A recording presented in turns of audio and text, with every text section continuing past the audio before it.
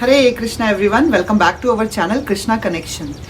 हमें दूसरों को ब्लेम करने की आदत हो गई है। कुछ भी हमारी लाइफ में हो रहा है, हम दूसरे व्यक्ति को ब्लेम करते हैं कि आपकी वजह से हो रहा है, आपकी वजह से मुझे गुस्सा आ रहा है, आपकी वजह से मेरा प्रमोशन नहीं हुआ, आपकी वजह से मेरे बच्चे मेरी बात नहीं मानते, आपकी वजह से मेरी फैमिली में प्रॉब्लम्स हैं, आपकी वजह से मेरे सर में दर्द है, आपकी वजह से मेरे जीवन में दुख है, परेशानी है, चिंता है, स्ट्रेस है, मिजरीज हैं। हम दूसरों को ब्लेम करने का कोई मौका नहीं छोड़ते। लेकिन क्या जो भी हमारी लाइफ में हो रहा है उसके जिम्मेदार दूसरे हैं या हम खुद? एक छोटी सी स्टोरी सुनाऊंगी, वीडियो को एंड तक जरूर देखिएगा और आपको समझ में आ जाएगा कि कौन है जिम्मेदार। एक दिन सुबह मैं उठी और मुझे ऑफिस जाना था। जल्दी जल्दी मैंने अपने लिए दाल और चावल गर्मा गर्म बना के रेडी कर दिए। दाल चावल बनाए, टिफिन में डाले, पैक किए, अपने पर्स में रखे और मैं ऑफिस चली गई। लंच में जब मैंने अपना टिफिन खोला, सभी दोस्तों के साथ बैठ के मैं लंच एंजॉय करने वाली थी। जैसे ही मैंने दाल और चावल का एक स्पून अपने मुंह में डाला, मुझे पता चला कि दाल में मैं नमक डालना भूल गई।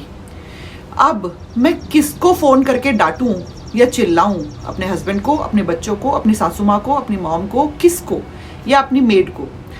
किसी को भी मैं डांट नहीं सकती, ना उन पर दोष लगा सकती हूँ, क्योंकि दाल मैंने बनाई थी, मैंने खुद पैक करी थी अपने लंच बॉक्स में और अपने लंच बॉक्स को अपने पर्स में रखकर मैं ही अपने साथ ऑफिस लेके आई।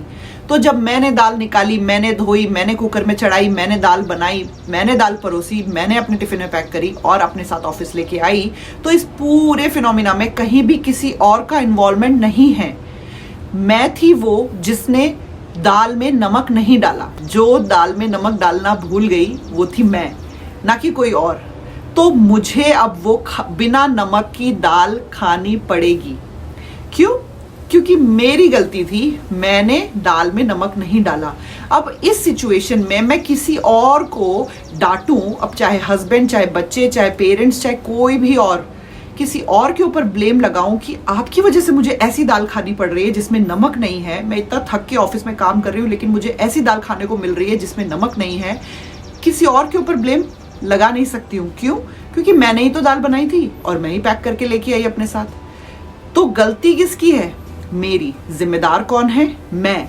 तो अगर अब मुझे ये दाल खानी पड़ रही है किसी भी सिचुएशन के अंदर, चाहे मुझे कितनी भी भूख लगी है, लेकिन मेरी गलती की वजह से मुझे ऐसी दाल खाने को मिल रही है। बहुत गहरा मैसेज है इस स्टोरी में। ये बात हमें समझ लेनी चाहिए कि हमारी लाइफ में जो भी कुछ हो रहा है वो हमारे ही पूर्व जन्म के या पुराने किए हुए कर्मों का फल है। Every action has an equal and opposite reaction.